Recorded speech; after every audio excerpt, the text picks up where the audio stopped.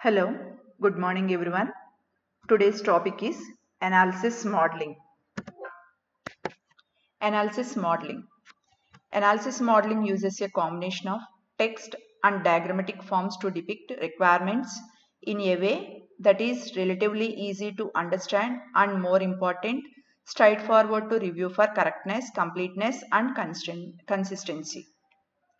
అంటే analysis modelling అనేది ఏంటి అంటే కనుక మనం గ్యాదర్ చేసుకున్న రిక్వైర్మెంట్స్ని టెక్స్ట్ ఫామ్లోను అలాగే ఫామ్లోను రిప్రజెంట్ చేయటాన్ని అనాలిసిస్ మోడలింగ్ అని చెప్పి అంటాం.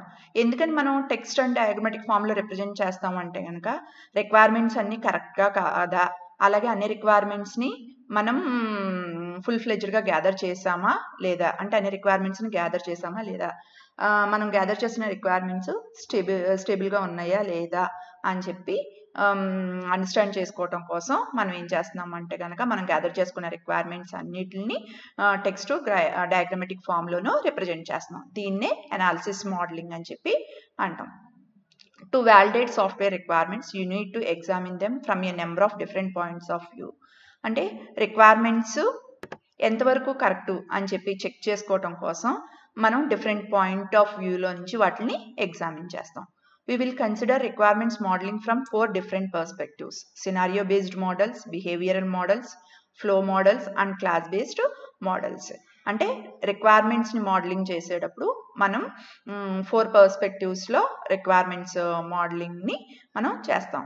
ఒకటి scenario based model, next one behavioural model, flow oriented model, class based model. Each represents requirements in a different dimensions, thereby increasing the probability that error will be found, that inconsistency will surface and the omissions will be uncovered. అంటే ఇక్కడ requirements మనం represent చేస్తున్నాం, దేని ద్వారా different models ద్వారా represent చేస్తున్నాం. అలా represent చేసిన ఒక్కొక్క మోడల్ ఒక్కొక్క డైమెన్షన్స్లో, అంటే ఏంటి, మనం సినారియో బేస్డ్ మోడల్ తీసుకుంటే కనుక యాక్టివిటీ డయాగ్రామ్ అని కానీ, లేదు అంటే కనుక యూస్ కేస్ డయాగ్రామ్స్ అని కానీ, ఇలా మనం డిఫరెంట్ ఒక్కొక్క డయాగ్రామ్ ఒక్కొక్క వేలో మన రిక్వైర్మెంట్స్ని రిప్రజెంట్ చేస్తూ ఉంటుంది అనమాట. సో అలా రిప్రజెంట్ చేసేటప్పుడు ఏంటి అంటే కనుక మనం గ్యాదర్ చేసుకున్న రిక్వైర్మెంట్స్లో ఇంకా ఏమన్నా ఎర్రర్స్ ఉన్నాయా, లేదు అంటే కనుక ఏమన్నా మనం అన్కవర్డ్, అంటే ఇంకా మనం గ్యాదర్ చేసుకొని కస్టమర్ దగ్గర నుంచి గ్యాదర్ చేసుకొని రిక్వైర్మెంట్స్ ఇంకా ఏమన్నా ఉన్నాయా, ఉన్న వాటిల్లో ఏమన్నా గ్యాదర్ చేసుకునే రిక్వైర్మెంట్స్లో మనం డిలీట్ చేసేయడానికి ఇంకా ఏమన్నా ప్రాబిలిటీ ఉందా అని చెప్పి చెక్ చేసుకోవటం కోసం మనం ఇలా డిఫరెంట్ మోడల్స్ని యూజ్ చేసుకుని మనం చెక్ చేసుకుంటాం అన్నమాట. Requirement analysis. Requirement analysis allow you to elaborate on basic requirements established during the inception, elicitation and negotiation tasks that are part of requirement engineering.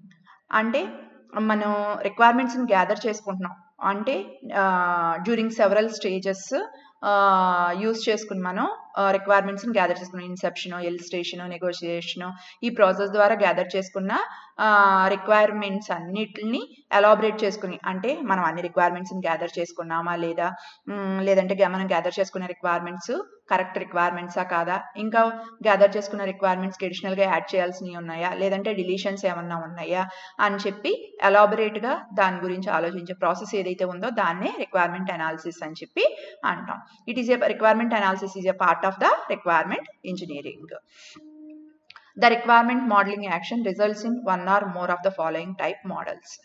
Scenario based models of requirements from the point of view of various system actors.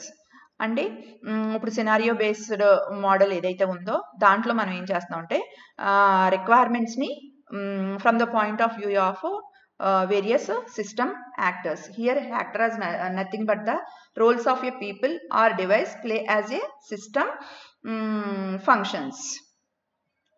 అంటే మన application work చేసేటప్పుడు దాంట్లో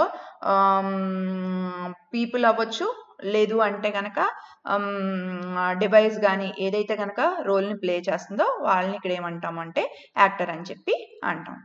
data model that depict the information domain for the problem. Data మోడల్లో information మన అప్లికేషన్లో use చేసుకునే information ఏదైతే ఉందో, ఏ ఇన్ఫర్మేషన్ మనం అక్కడ యూజ్ చేసుకుంటున్నాము మన అప్లికేషన్లో, అలాగే ఇన్ఫర్మేషన్ యొక్క ఫామ్, అంటే ఆ ఇన్ఫర్మేషన్ని ఏ ఫామ్లో మనం స్టోర్ చేస్తున్నాము, టేబుల్ ఫామ్లో స్టోర్ చేస్తున్నామా, లేదు అంటే కనుక ట్రీ లెగ్ స్ట్రక్చర్లో మనం స్టోర్ చేస్తున్నాము, ఏ విధంగా స్టోర్ చేస్తున్నాము అనేది డిపిక్ట్ చేసేది మనకి ఏంటంటే data model. Class oriented model that represents object oriented classes and manner in which classes collaborate to achieve system requirements. అంటే మనం యూజ్ చేసుకునే క్లాసెస్ ఏంటి, ఆ క్లాసెస్ అన్నీ ఏ విధంగా కలిపి వర్క్ చేస్తున్నాయి అనేది మనకి ఇక్కడ క్లాస్ ఓరియంటెడ్ మోడల్లో రిప్రజెంట్ చేస్తుంది. Flow oriented model that represents the functional elements of the system and how they transform data as it moves through the system. అంటే ఫంక్షనల్ ఓరియంటెడ్ మోడల్లో ఏంటి అంటే మనం డిఫరెంట్ ఫంక్షనాలిటీస్ని ఇక్కడ మన అప్లికేషన్లో మనం డెవలప్ చేస్తాం. ఆ డిఫరెంట్ ఫంక్షనాలిటీస్ని యూజ్ చేసుకున్నప్పుడు దాంట్లో ఉండే ఫ్లో ఒక దగ్గర నుంచి డేటా ఇంకొక ఫంక్షనాలిటీకి, లేదు అంటే కనుక ఒక మాడ్యూల్లో ఉన్న డేటా ఇంకొక మాడ్యూల్లోకి ప్రాపర్గా ఫ్లో అవుతుందా లేదా అని చెప్పి చెక్ చేసుకోవటం కోసం ఫ్లో ఓరియంటెడ్ మోడల్ని మనం యూజ్ చేసుకుంటాం. Behavioural model that depicts how the software behaves as a consequence of external events. అంటే మనం డెవలప్ చేసిన అప్లికేషన్ ఏదైతే ఉందో ఆ అప్లికేషన్ మీద మనం నెంబర్ ఆఫ్ ఈవెంట్స్, అంటే ఏంటి, ఏదైనా ఒక బటన్ని క్లిక్ చేసినప్పుడు కానీ, లేదు అంటే కనుక ఏదైనా ఒక యాక్షన్ని మనం అప్లికేషన్ మీద పెర్ఫామ్ చేసినప్పుడు అది ఏ విధంగా బిహేవ్ చేస్తుంది అని చెప్పి చెప్పడం కోసం మనం బిహేవియరల్ మోడల్ అని రిప్రజెంట్ చేసేది ఏంటంటే ఇక్కడ behavioural model. Finally the requirements model provides the developer and the customer with the means to assess quality when software is built. అంటే రిక్వైర్మెంట్ మోడల్ ద్వారా డెవలపర్ కానీ కస్టమర్ కానీ ఏంటి అంటే కనుక వాళ్ళు డెవలప్ చేస్తున్న సాఫ్ట్వేర్ ఏదైతే ఉందో సాఫ్ట్వేర్ క్వాలిటీ 1 అని ఇక్కడ చెప్పొచ్చు అనమాట. రిక్వైర్మెంట్ మోడల్ని బేస్ చేసుకుని requirement modelling approaches. The model representation should be such that the best model of software requirement should be given to stakeholders, and this model should help in building software design. The model representation should be such that the best model of software requirement should be given to stakeholders, and this model should help in building software design. అంటే ఇక్కడ మనం build చేస్తున్న models ఏవైతే ఉన్నాయో ఆ models అన్నిటి ద్వారా మనం సాఫ్ట్వేర్ రిక్వైర్మెంట్స్ అన్నిటిని కూడా బాగా రిప్రజెంట్ చేశాము అనేది స్టేక్ హోల్డర్కి ఒక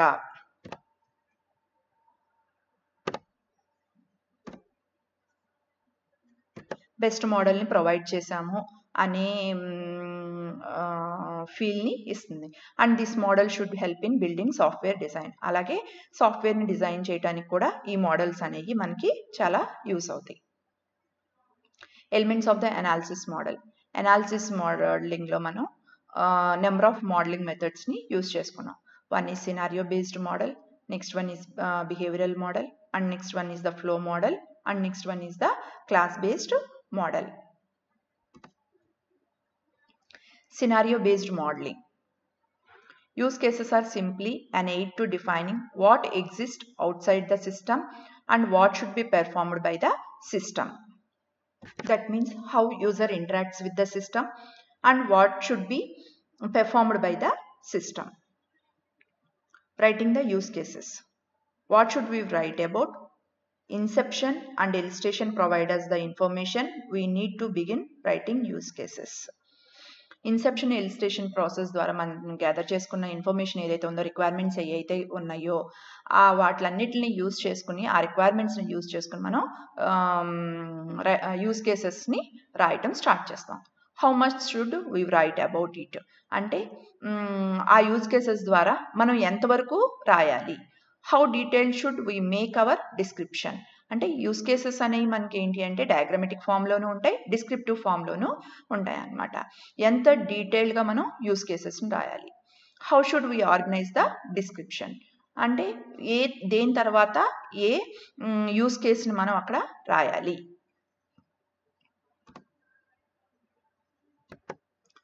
use cases. Here use cases are nothing but the list of actions defining the interaction between actor and system to achieve a goal. A scenario that describes a thread of usage for a system. అంటే ఒక application మనం use చేసేటప్పుడు దేని తర్వాత దేన్ని అంటే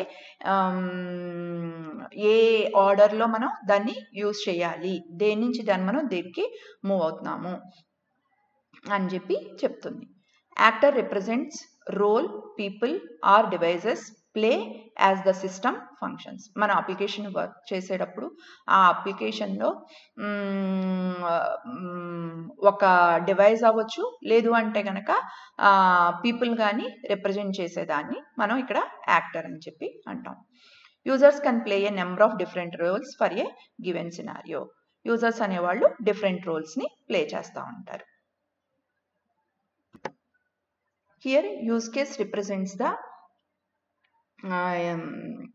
user interaction with the system. User సిస్టమ్తో ఏ విధంగా ఇంటరాక్ట్ అవుతున్నారు అని చెప్పి చెప్పడం కోసం మనం దేన్ని యూజ్ చేసుకుంటామంటే యూజ్ కేసెస్ని యూజ్ చేసుకుంటాం. అందుకని చెప్పి యూజ్ కేస్ని మనం ఏమంటాం అంటే ఈ scenario that describes a thread of usage for a system. అంటే sequence of steps happen in one context. అంటే ఒక కాంటెక్స్ట్లో అంటే మనం మన అప్లికేషన్ని యూజ్ చేసుకునేప్పుడు ఒక కాంటెక్స్ట్లో యూజ్ చేసేటప్పుడు మనం ఏ స్టెప్స్ సీక్వెన్స్ ఆఫ్ స్టెప్స్ ఏవైతే ఉన్నాయో వాటిలన్నిటిని రిప్రజెంట్ చేయడం కోసం మనం యూజ్ కేసెస్ని డెవలప్ చేస్తున్నాం. హియర్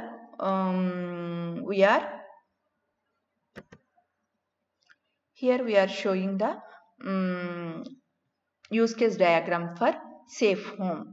అంటే సేఫ్ హోమ్ కోసం యూజ్ కేస్ని ఏ విధంగా డ్రా చేస్తున్నామో చెప్తున్నాం. First here home owner, the owner who has the house and who purchase the safe home product. అంటే ఎవరైతే హౌస్ ఓనరు అతను ఏం చేస్తున్నాడంటే సేఫ్ హోమ్ ప్రోడక్ట్ని పర్చేస్ చేసుకున్నాడు అనమాట. ఎందుకంటే అతను హౌస్ నుంచి బయటకు వెళ్ళినప్పుడు మన హౌస్కి సెక్యూరిటీని ప్రొవైడ్ చేయటం కోసం ఆటోమేటిక్ సేఫ్ హోమ్ ప్రోడక్ట్ అనమాట. It is automated safe home product. In this diagram, the homeowner is the actor. Here I am explaining the scenario. That means the thread of uses for camera surveillance. First, homeowner log into the safe home system. And by using his user ID and password, homeowner log into the safe home system. Next, homeowner clicks on the surveillance menu. అంటే surveillance menu మీద click చేస్తాడు. Next he clicks on the display sub menu. Surveillance మెనూలో ఉన్న display అనే sub menu మీద click చేస్తారు. దాంట్లో monitoring zone అనే ఆప్షన్ని సెలెక్ట్ చేసుకుంటారు. సెలెక్ట్ చేసుకున్న తర్వాత he will double click on the camera that he wants to see. అంటే ఏ కెమెరాలో ఏం జరుగుతుంది అని చెప్పి తను చూడాలనుకుంటున్నారో, అంటే ఒక హోమ్లో నెంబర్ ఆఫ్ కెమెరాస్ని ఫిక్స్ చేస్తున్నాడు. సో ఫిక్స్ చేసిన తర్వాత ఏ కెమెరాలో వీడియోనైతే కనుక తను చూడాలనుకుంటున్నాడో దాని మీద ఆ కెమెరా మీద అతను డబుల్ క్లిక్ చేస్తాడు అనమాట. Next he will checks the displaying image. అంటే అక్కడ ఏం జరిగింది అనేది ఆ ఇమేజెస్ని తను ఆ కెమెరాలో చెక్ చేసుకుంటాడు అనమాట. So this is the scenario that home owner checks the camera surveillance. Next thread of usage is the setting up the alarm. To set up the alarm also, first home owner log into his safe home. That means first he has to enter his user ID and password. Next he has to click on the security menu. అంటే security, ఎందుకంటే అక్కడ అతను alarm set చేసుకోవాలనుకుంటున్నాడు. అంటే ఏంటి, అతను బయటకు వెళ్ళినప్పుడు alarm set చేసుకోవాలి అంటే కనుక, అంటే ఎవరైనా అనాథరైజ్డ్ పర్సన్స్ హోమ్లోకి ఎంటర్ అవుతున్నప్పుడు, అంటే లాగిన్ అవ్వాలని ట్రై చేసిన అతనికి అలారం లేదు అంటే కనుక పోలీసులకి రింగ్ కావటం ఇలాంటి వాటిని అతను సెట్ చేసుకోవాలనుకుంటున్నాడు. ఇక్కడ మనం ఏం సెట్ చేసుకోవాలనుకుంటున్నా, అలారం సెట్ చేసుకోవాలనుకుంటున్నాము. సో అలారం సెట్ చేసుకోవాలి అంటే కనుక ఆ సెట్ చేసుకోవటం కోసం ఫస్ట్ తన యూజర్ ఐడి పాస్వర్డ్ ద్వారా లాగిన్ అయిన తర్వాత సెక్యూరిటీ మెనూని సెలెక్ట్ చేసుకోవాలి. దాంట్లో ఆర్మ్ డిజార్మ్ అని ఆప్షన్స్ ఉంటాయి, సబ్ మెనూ ఉంటుంది, దాన్ని సెలెక్ట్ చేసుకోవాలి. సబ్ మెనూలో ఉన్న ఆర్మ్ డిజార్మ్ని సెలెక్ట్ చేసుకోవాలి. ఆర్మ్ డిజార్మ్లో నుంచి ఆర్మ్ ద సిస్టమ్ ఆప్షన్ కనుక సెలెక్ట్ చేసుకుంటే he can set the alarm అనమాట. అలారాన్ని సెట్ చేసుకోవచ్చు. ఎప్పుడైనా సరే అనాథరైజ్డ్ పర్సన్స్ యాక్సెస్ చేయాలనుకుంటే వెంటనే నాకేమవుతుంది అంటే కనుక ఆ అలారము సైరన్ని సౌండ్ చేస్తుంది అనమాట. సో ఈ విధంగా సేఫ్ హోమ్ సిస్టమ్ యూస్ కేస్ని మనం ఇక్కడ డ్రా చేసాం అనమాట. దాంట్లో ఎన్ని థ్రెడ్ ఆఫ్ యూసేజెస్ ఉన్నాయంటే 3 థ్రెడ్ ఆఫ్ యూసేజెస్. ఇక్కడ హోమ్ ఓనర్ అనే వాళ్ళు ఏంటి అంటే కనుక యాక్టర్ కింద యాక్ట్ చేస్తున్నాడు. He can access the camera surveillance and he can configure the safe home system parameters and he can also set the alarm. So ఈ విధంగా మనం యూస్ కేసెస్ని మనం డ్రా చేసుకుంటాం అనమాట. మనం గ్యాదర్ చేసుకున్న రిక్వైర్మెంట్స్ని బేస్ చేసుకుని మనం యూస్ కేస్ని డ్రా చేసుకుంటాం. Developing an activity diagram. Activity diagram represents the series of actions and flow of control in a system. అంటే యాక్టివిటీ డయాగ్రామ్ ద్వారా మనం ఏం చేస్తున్నాము అంటే కనుక ఏ యాక్షన్స్ని మనం పెర్ఫామ్ చేస్తున్నాము, ఫ్లో ఆఫ్ కంట్రోల్ ఏ విధంగా ఎక్కడి నుంచి ఎక్కడికి ఫ్లో ఆఫ్ కంట్రోల్ ఉంది అని చెప్పి రిప్రజెంట్ చేయటం కోసం మనం యాక్టివిటీ డయాగ్రామ్ని యూజ్ చేసుకుంటాం.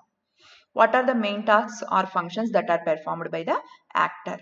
అంటే యాక్టర్ పెర్ఫామ్ చేసే మెయిన్ ఫంక్షన్స్ ఏంటి, అతని యొక్క మెయిన్ టాస్క్లు ఏంటి అనేది రిప్రజెంట్ చేస్తుంది. What system information will actor acquire, produce or change. ఏ ఇన్ఫర్మేషన్ యాక్టర్ పొందుతున్నాడు లేదు అంటే యాక్టర్ ఇస్తున్నాడు. Will the actor have to inform the system about changes in the external environment. ఏమన్నా ఎక్స్టర్నల్ ఎన్విరాన్మెంట్లో ఏమన్నా చేంజెస్ చేస్తే ఇన్ఫార్మ్ చేయాలా. What information does the actor desire from the system. ఆ అప్లికేషన్ నుంచి ఎలాంటి ఇన్ఫర్మేషన్ని పొందాలనుకుంటున్నాడు actor. Does the actor wish to informed about unexpected change. అంటే ఏమన్నా అన్ఎక్స్పెక్టెడ్ చేంజెస్ వస్తే వాటి గురించి యాక్టర్ ఇన్ఫార్మ్ చేయాలా. ఇక్కడ సేఫ్ హోమ్ సిస్టమ్ని బేస్ చేసుకుని మనం యాక్టివిటీ డయాగ్రామ్ని ప్రిపేర్ చేసాం. సేఫ్ హోమ్ సిస్టంలో ఏ యాక్టివిటీస్ జరుగుతున్నాయి అని చెప్పి రిప్రజెంట్ చేయడానికి యాక్టివిటీ డయాగ్రామ్ ద్వారా మనం రిప్రజెంట్ చేస్తున్నాం. ఇక్కడ హోమ్ ఓనర్నే మనం యాక్టర్ అని చెప్పి అంటున్నాం. సో హోమ్ ఓనర్ ఏం చేస్తారు అంటే కనుక first he enters the user ID and password. అంటే యూజర్ ఐడిని పాస్వర్డ్ని ఎంటర్ చేస్తారు. ఎంటర్ చేసినప్పుడు ఆ user ID valid user idea invalid user idea అని చెప్పి చెక్ చేసుకుంటుంది. అంటే ఆథరైజ్డ్ పర్సన్స్ ఎంటర్ అవుతున్నారా అన్ఆథరైజ్డ్ పర్సన్స్ ఎంటర్ అవుతున్నారా అని చెప్పి చెక్ చేసుకుంటుంది. హోమ్ ఓనరు కరెక్ట్ లాగిన్తో అంటే కరెక్ట్ యూజర్ ఐడి పాస్వర్డ్తో ఎంటర్ అయితే కనుక he can select the major functionalities. అంటే మేజర్ ఫంక్షనాలిటీస్ని సెలెక్ట్ చేసుకోగలుగుతాడు. అదే కనుక ఇన్వాలిడ్ యూజర్ ఐడి పాస్వర్డ్ కనుక అంటే ఒకవేళ హోమ్ ఓనర్ మర్చిపోయి కావచ్చు, లేదు అంటే అనాథరైజ్డ్ పర్సన్స్ కానీ ఒకవేళ రాంగ్ యూజర్ ఐడి పాస్వర్డ్ ఇస్తే కనుక మళ్ళీ ఎంటర్ చేయమని చెప్పి ఇక్కడ అడుగుతుంది అనమాట. So when we enter the correct user ID and password, we can select the major functionalities from the home surveillance application. So the homeowner now he selects the select surveillance and he wants to check what's going on through the cameras. So he selects the select surveillance. So అనే మెనూలో నుంచి select చేసుకున్నాడు. దాంట్లో sub మెనూలో he selects the select specific camera through thumbnails. అంటే ఏంటి thumbnail అనే option అక్కడ సెలెక్ట్ చేసుకున్నాడు. సో థంబ్నెయిల్ అంటే ఏంటి అంటే కనుక it provides the snap shot for the safe home to let users know the content of the video file అనమాట. లేదు he can select the particular camera icon. Basing on the option he selected, he can view the camera output through the labelled window. అంటే ఒక particular విండోలో అతను select చేసుకున్న thumbnail view ద్వారా కానివ్వండి, లేదు అంటే కనుక ఏ పర్టికులర్ కెమెరా ఐకాన్ అయితే కనుక సెలెక్ట్ చేసుకున్నాడో ఆ కెమెరాలో ఏం జరుగుతుంది అనేది ఒక విండోలో అవుట్పుట్ కింద చూడగలుగుతాడు అనమాట. అతను ఆప్షన్ కనుక అనదర్ ఆప్షన్ కనుక సెలెక్ట్ చేసుకోవాలనుకుంటే ప్రాంప్ట్ ఫర్ అనదర్ వ్యూ, లేదు థంబ్నెయిల్ వ్యూలో ఉన్నాడు ఇంకొక వ్యూలోకి మారాలి అనుకుంటే కనుక he can change his view అనమాట. లేదు దాంట్లో నుంచి బయటకు వచ్చేయాలి అంటే కనుక he can exit from this functionality అనమాట. లేదు స్పెసిఫిక్ కెమెరా, మళ్ళీ అతను సెకండ్ కెమెరాని సెలెక్ట్ చేసుకున్నాడు, ఇప్పుడు సిక్స్త్ కెమెరాని చూడాలి అనుకుంటే కనుక again he can select the particular camera అనమాట. సో పర్టికులర్ కెమెరాని సెలెక్ట్ చేశాక దాంట్లో ఏ జరుగుతుంది అనేది అవుట్పుట్, ఏం జరిగింది అనేది అవుట్పుట్ని ఒక పర్టికులర్ విండోలో అతను చూడగలుగుతాడు అనమాట. ఈ విధంగా మనం ఏ యాక్షన్స్ పెర్ఫామ్ చేశాడు అనేది మనం దేని ద్వారా, ఒక యాక్టర్ ఏ యాక్షన్స్ని పెర్ఫామ్ చేస్తున్నాడు అనే దాన్ని యాక్టివిటీ డయాగ్రామ్ ద్వారా మనం రిప్రజెంట్ చేస్తాం. Next one is the swim lane diagram. A swim lane is used in process flow diagrams or flow charts that visually distinguishes job sharing and responsibilities for sub-process of a business process.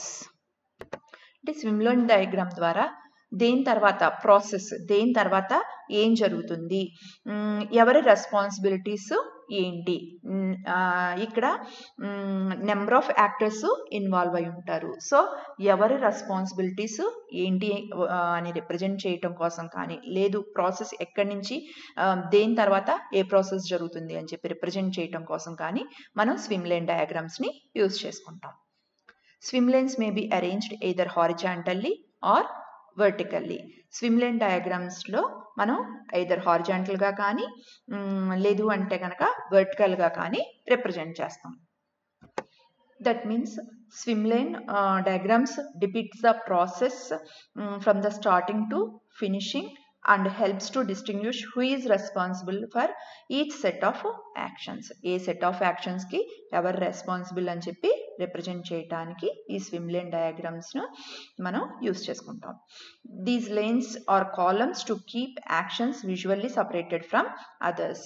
అంటే ఇక్కడ మనకి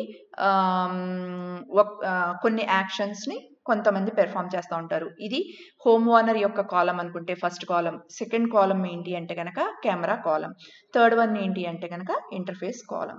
అంటే ఏ యాక్టివిటీస్ని, అంటే ఇక్కడ మనకి home owner ఏ యాక్టివిటీస్ని perform చేశారంటే first కాలంలో ఉన్న యాక్టివిటీస్ అన్ని హోమ్ ఓనర్ పెర్ఫామ్ చేసిన యాక్టివిటీస్, అలాగే సెకండ్ కాలంలో ఉన్న యాక్టివిటీస్ అన్నిటిని కెమెరా పెర్ఫామ్ చేసిన యాక్టివిటీస్, థర్డ్ కాలంలో ఉన్న యాక్టివిటీస్ అన్ని ఇంటర్ఫేస్ పెర్ఫామ్ చేసిన యాక్టివిటీస్ అన్నమాట. అంటే యాక్షన్స్ ఎలా యాక్షన్స్ని ఎవరు పెర్ఫామ్ చేశారు అని చెప్పి డిస్టింగ్విష్ చేసి చెప్పటం కోసం మనం స్విమ్ లేన్ డయాగ్రామ్ని యూజ్ చేసుకుంటాం. ఫస్ట్ ఈ swim lane diagram it is a swim lane diagram for the camera surveillance. Camera surveillance యొక్క swim lane diagram. First home owner, first కాలం ఏమనుకున్నాము, హోమ్ ఓనర్ చేసే యాక్టివిటీస్ని, యాక్షన్స్ని రిప్రజెంట్ చేయడానికి ఫస్ట్ కాలం యూజ్ చేసుకున్నాం. So home owner enters the password and user ID. అంటే యూజర్ ఐడిని, పాస్వర్డ్ని ఎవరు ఎంటర్ చేస్తున్నారు అంటే కనుక హోమ్ ఓనర్ ఎంటర్ చేస్తున్నాడు. నెక్స్ట్ ఏంటి అంటే కనుక ఆ ఎంటర్ చేసిన ప్రాసెస్లో ఇంటర్ఫేస్ చెక్ చేసుకుంటుంది అనమాట. అంటే నెక్స్ట్ ప్రాసెస్ హోమ్ ఓనర్ దగ్గర నుంచి ఎక్కడికి వెళ్ళింది, ఇంటర్ఫేస్ దగ్గరికి మనం మూవ్ అయ్యాం. అక్కడ ఏం చేస్తుంది అంటే కనుక ఇంటర్ఫేస్ చెక్ చేసుకుంటుంది అక్కడ home owner valid user ID పాస్వర్డ్ని ఇచ్చారా లేదా అని చెప్పి.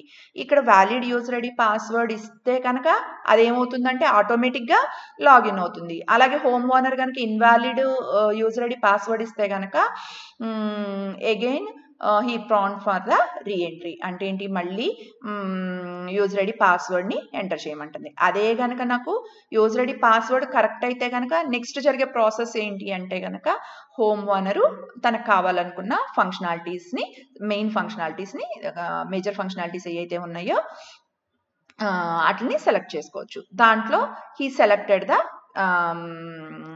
సర్వైవలెన్స్, దాంట్లో దేన్ని సెలెక్ట్ చేసుకున్నాడు, సర్వైవలెన్స్ని సెలెక్ట్ చేసుకుంటున్నాడు. అంటే that means he want to view what's going on through the cameras ద్వారా ఏం జరుగుతుందని చెప్పి చూడాలనుకుంటున్నాడు. So he can view through the thumbnail view or specific camera view, ఇలా రెండిట్లో ఏదో ఒక దాన్ని అతను సెలెక్ట్ చేసుకోవచ్చు అనమాట.